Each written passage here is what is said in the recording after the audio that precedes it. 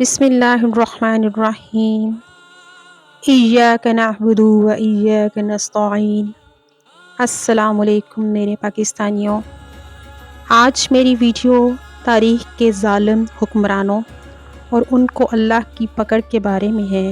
امید ہے آپ کو یہ میری ویڈیو پسند آئے گی۔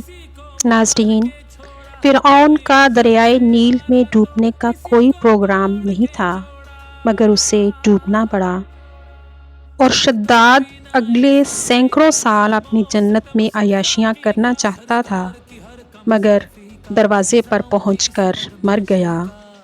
نمرود کی پلاننگ تو کئی صدیاں اور حکومت کرنے کی تھی، مگر ایک مچھر نے اسے مار ڈالا۔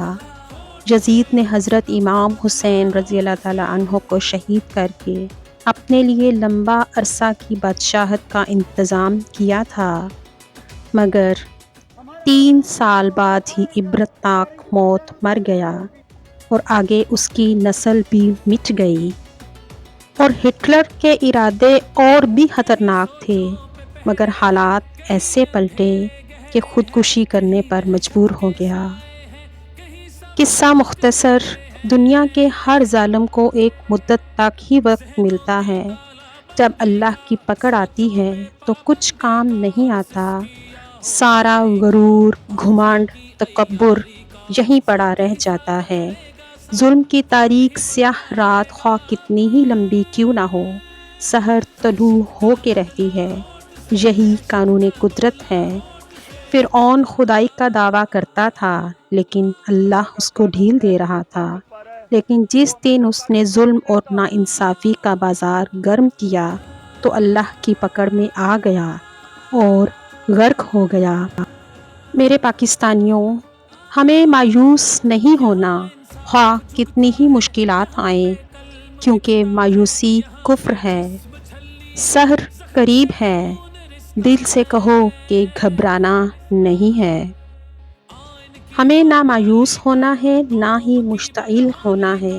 ہمیں ظلم کا بدلہ ووٹ سے 8 فروری کو لینا ہے۔ امید ابھی کچھ باقی ہے، ایک بستی بسنے والی ہے، جس بستی میں کوئی ظلم نہ ہو اور جینا بھی کوئی جرم نہ ہو، جہاں پھول خوشی کے کھلتے ہوں اور موسم سارے ملتے ہوں، جہاں رنگ و نور بس برستے ہوں اور سارے ہنستے بستے ہوں۔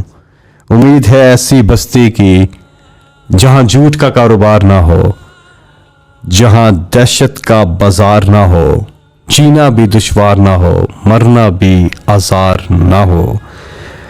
یہ بستی کاش تمہاری ہو، یہ بستی کاش ہماری ہو۔